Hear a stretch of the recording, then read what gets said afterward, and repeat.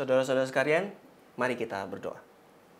Bapak, bersyukur untuk hari ini, bersyukur untuk anugerah Tuhan dalam hidup kami, bersyukur untuk segala sesuatu yang sedang terjadi saat ini.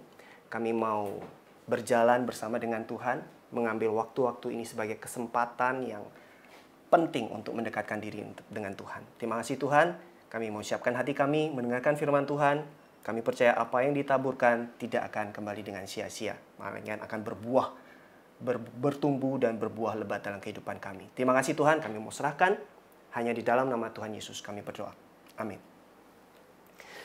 Saudara-saudara, kondisi yang saat ini yang sedang kita jalani, ada PSBB, kemudian kita harus social distancing. Itu saya yakin sekali tidak pernah kita bayangkan akan terjadi sebelumnya. Saya tidak pernah membayangkan akan terjadi dan sekarang terjadi seperti ini. Dan di mana kita perlu social distancing, jaga jarak, dan kondisi ini sangat berpengaruh pada proses ekonomi, proses pekerjaan kita, proses sekolah dari anak-anak dan juga para mahasiswa, anak-anak muda, proses sosial, dan begitu banyak dampaknya. Dan kita seakan-akan terkurung.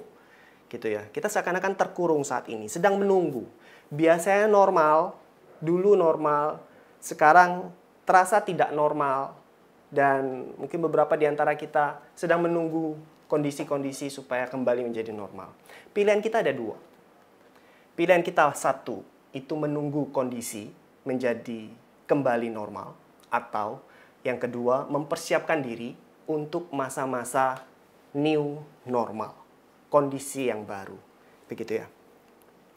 Kondisi kita saat ini somehow mengingatkan saya dengan apa yang diceritakan di dalam Alkitab tentang bangsa Israel. Dan saya sangat percaya bahwa apapun kondisi kita saat ini, apapun kondisi yang kita hadapi dalam kehidupan kita, itu ada tercantum dalam Alkitab.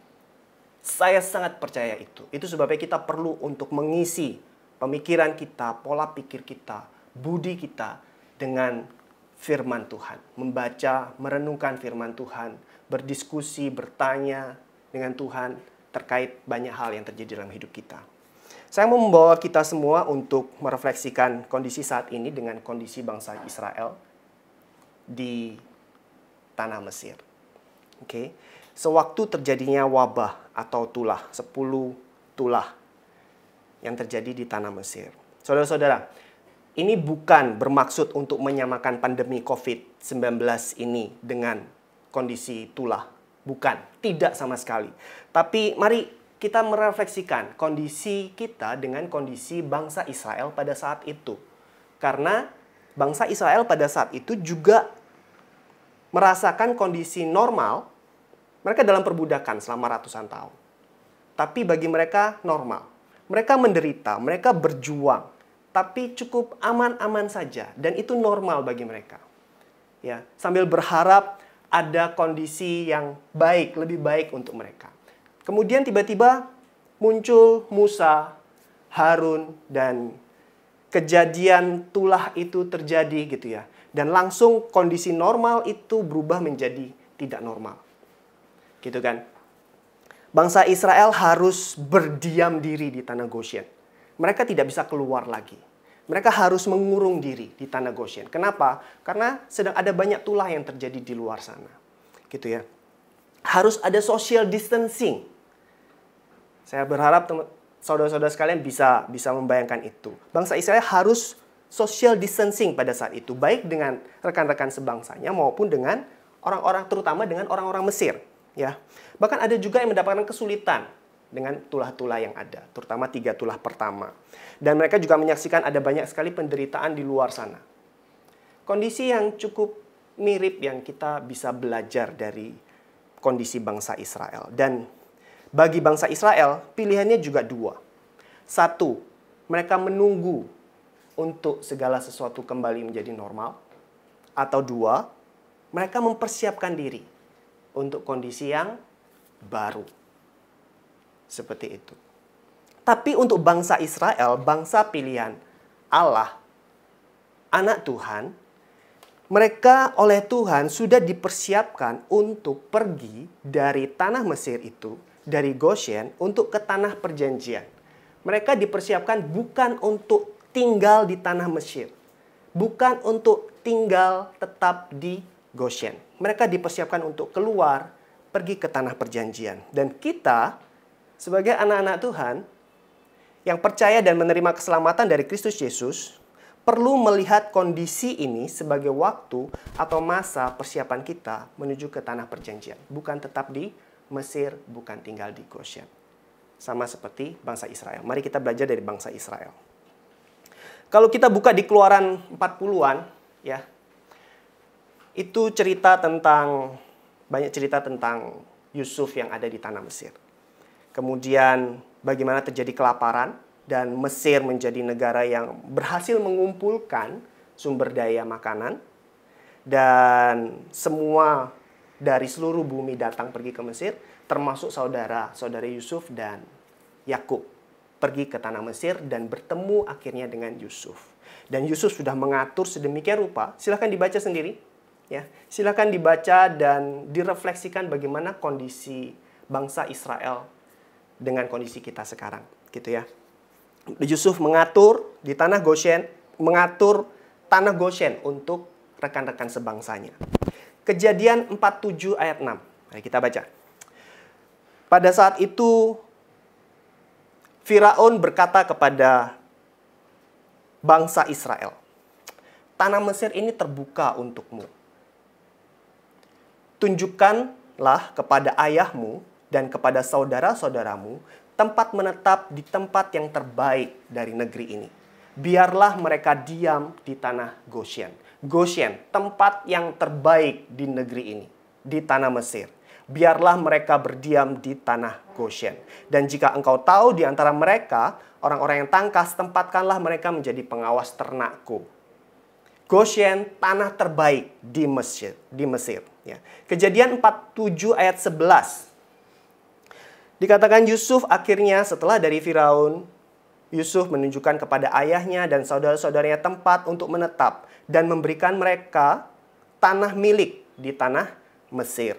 Di tempat yang terbaik di negeri itu, di tanah Rameses, Goshen, sama seperti yang diperintahkan oleh Firaun. Jadi Yusuf sudah mengatur, menaruh saudara-saudaranya, rekan sebangsanya di tanah terbaik di Mesir, yaitu Goshen. Mesir itu adalah simbol dari kehidupan duniawi. Dan kita tahu itu semua. Mesir itu simbol dari kehidupan lama. Kehidupan yang menuruti kedagingan. Mesir itu simbol dari kehidupan yang dibelenggu oleh dosa. Ya. Dan Goshen itu adalah tempat di mana bangsa Israel tinggal dan menyembah Tuhan Allah di tanah Mesir.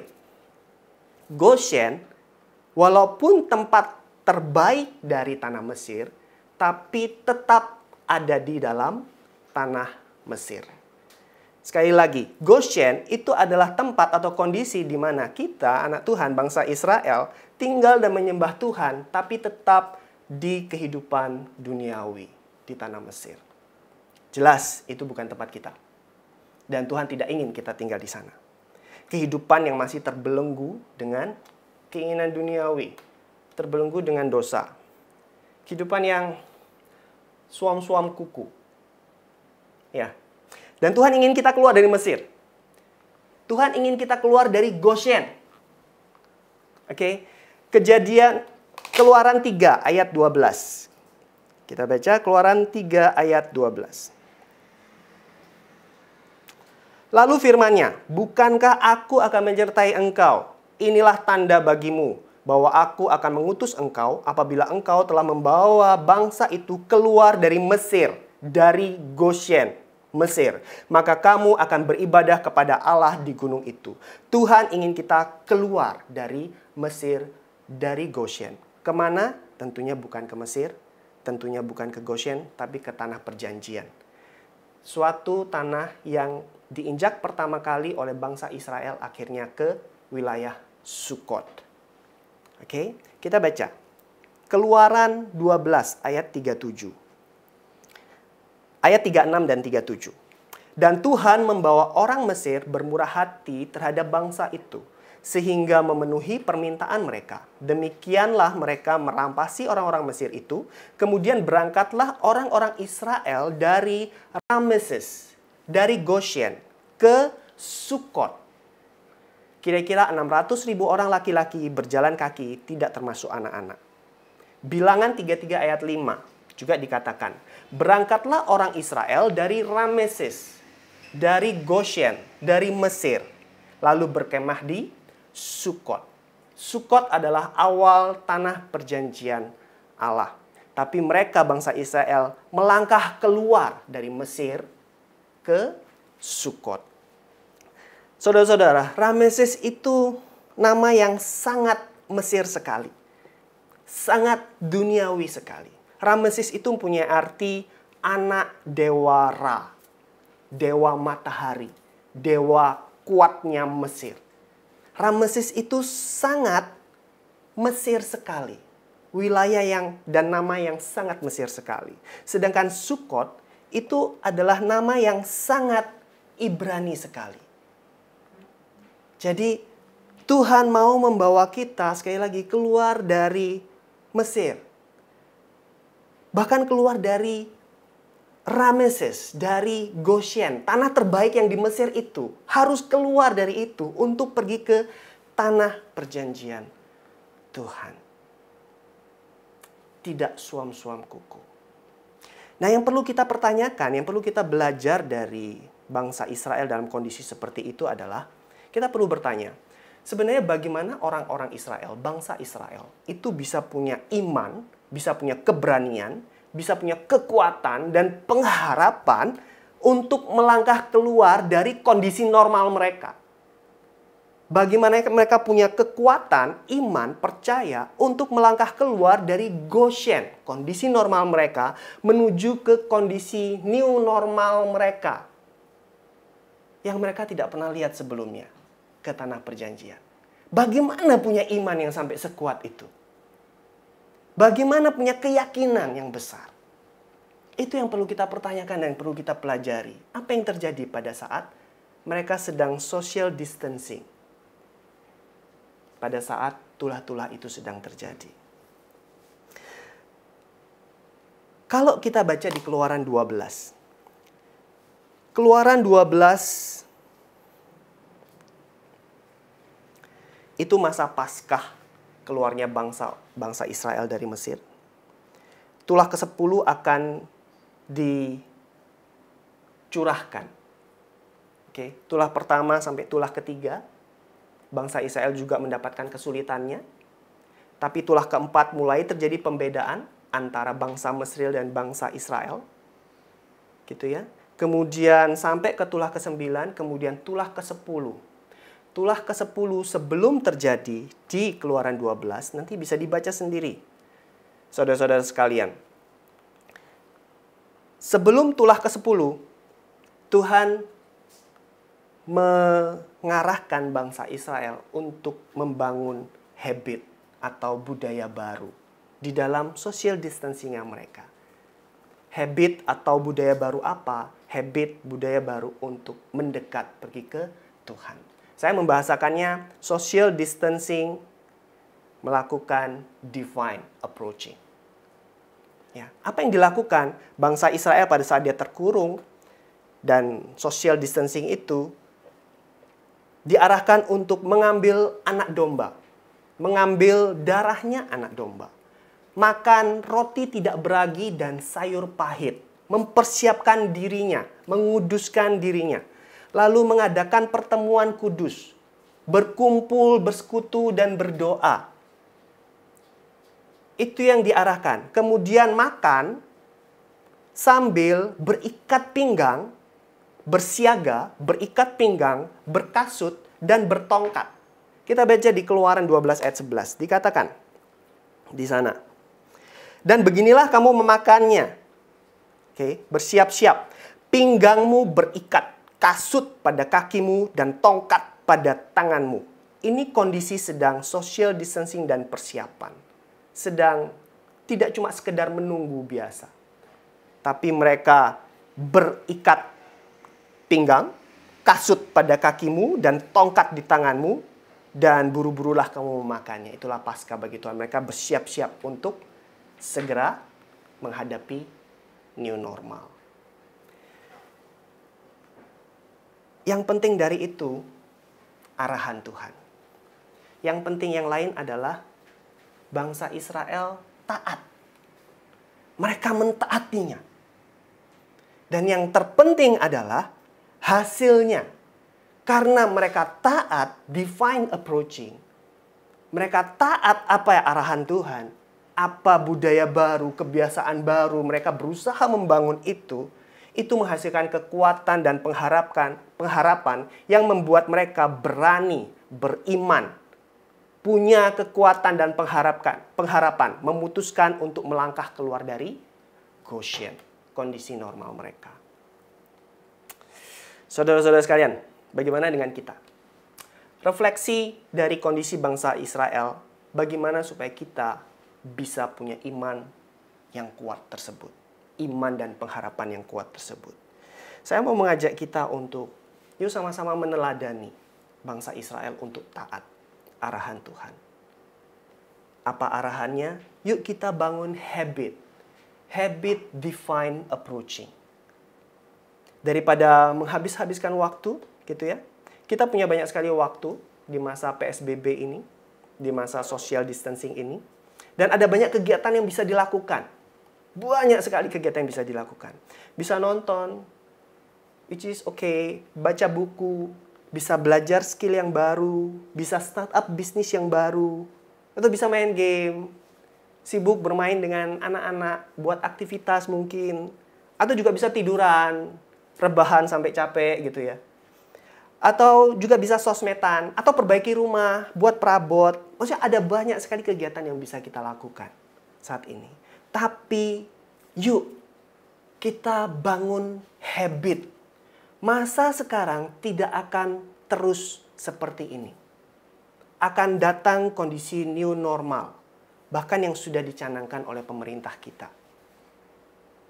Jadi ayo mulai bangun habit. Membangun habit divine approaching itu bukan sesuatu yang mudah. Bangun habit buruk tidak perlu dibangun. Gampang sekali kita punya habit buruk, kebiasaan buruk. Tapi membangun habit yang baik, apalagi habit yang divine approaching gitu ya. Habit yang sesuai dengan kehendak Allah itu bukan sesuatu yang mudah. Ayo manfaatkan waktu untuk kita bangun habit divine approaching. Bangun kebiasaan. Kebiasaan perlu dibangun. Habit untuk lebih mengenal Kristus Yesus, Tuhan kita. Bagaimana sih cara berpikirnya Tuhan? Apa yang Tuhan kerjakan? Apa yang Tuhan Yesus katakan? Bagaimana Tuhan Yesus mengambil keputusan? Bagaimana Tuhan Yesus berdoa? Kita ambil habit untuk mempelajari, lebih mengenal Kristus Yesus. Kita bangun habit untuk membaca firman Tuhan. Merenungkan firman Tuhan. Tidak mudah bukan? Tidak mudah. Kita bangun habit itu. Bersama-sama dengan keluarga. Kita mulai bangun mesbah keluarga. Supaya habit itu bukan untuk kita saja, tapi juga untuk keluarga dan anak-anak kita. Atau bangun mesbah bersama dengan komunitas kita. Kita berdoa. Bangun habit untuk duduk, diam, bercakap-cakap, berdiskusi dengan Tuhan tentang firman Tuhan, tentang kondisi saat ini. Kita bangun habit itu. Ayo bangun habit menulis. Bangun habit menulis jurnal, pemikiran-pemikiran yang Tuhan berikan. Bangun habit berpuasa, bangun habit untuk baca buku rohani, atau mendengarkan dan melakukan Bible study. Bangun habit itu. Bangun habit untuk melepaskan diri dari habit buruk. Itu perlu dibangun. Bagaimana cara kita melarikan diri dari habit buruk?